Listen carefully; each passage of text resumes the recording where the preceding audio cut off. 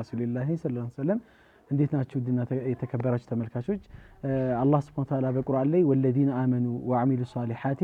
ሰንድኺለነሁም ፊሷሊሂን ይላል እነዚያ ያመኑ ሰዎችን ከዛ ካመኑ በኋላ መልካም ስራን ያስከተሉ የሆኑ ሰዎች ከሷሊሆች ከደጋግ ሰዎች ጋር እንቀላቅላቸዋለን ይላል ሷሊህነት ማለት ምን ማለት ነው ሷሊህ ማለት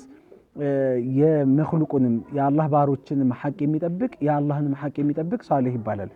ሷሊህነት በጣም ከባድ ነው አንድ ሰው ሙስሊም ከሚሆነው ሙእሚን ከሚሆነውም በላይ ትልቅ የሆነ ደረጃ ነው ሷሊህነትና በርካታ ነብያቶች ረቢ ቀድ አተይተኒ ሚነል ሙልኪ ወአለምተኒ ሚን ተዕዊል አልአሐዲስ ፋጢር السماوات والارض انت ولي في الدنيا والاخره توفني مسلما والحقني بالصالحين ነብዩላህ ዩኑስ አለይሂ ሰላም ነብዩላህ ዩሱፍ አለይሂ ሰላም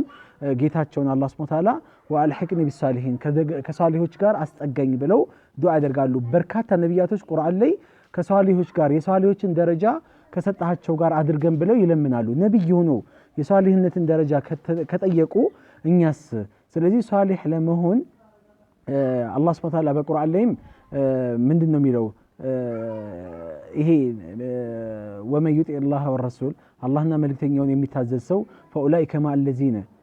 انعم الله عليهم الله ኒዕማውን ጸጋውን ከሰጣቸው አካሎች ጋር ነው የሚሆነው من النبيين ከነብያቶች ወስዲቂን አላህን ከሚፈሩ ሲዲቆች ወይም ታማኝ ከሆኑ ሰዎች ጋር ወሹሃዳኢ ሰማዕታቶች ወይም ደግሞ ሸሂድ ከሆኑ ሰዎች ጋር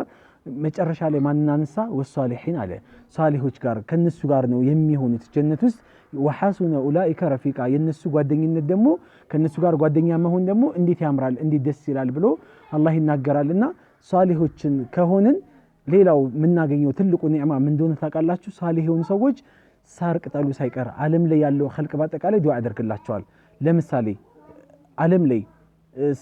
ከ7 እስከ 8 ቢሊዮን ህዝብ አለ ከነዚህ ህዝቦች ውስጥ መካከል ቢያንስ 1/3ኛው 3 ቢሊዮኑ ሙስሊም ነው ብለን ብናስብ ከ3 ቢሊዮኑ ደግሞ 2 ቢሊዮኑ ሰላት ይሰግዳል ብለን ብናስብ ሁሌ ሰላት ላይ አንድ ሰው ሁሌ ሰላት ላይ ሆኖ ከድሮ ጀምሮ እስካሁን ድረስ ያለው ኸልቅ የሞተውም በህይወትም ያለው ዱዓ ያደርጋል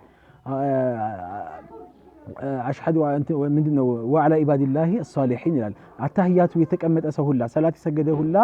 አሰላሙ አለይከ አዩሃ ነብዩ ወራህመቱላሂ ወበረካቱ አሰላሙ አለይና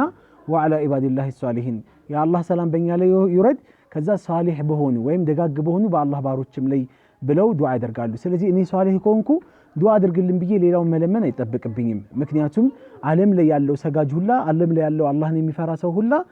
ዱዓ ሲያደርግ ሷሊህ ኮንኩኝ በዛ ዱዓ ውስጥ ገባለሁኝና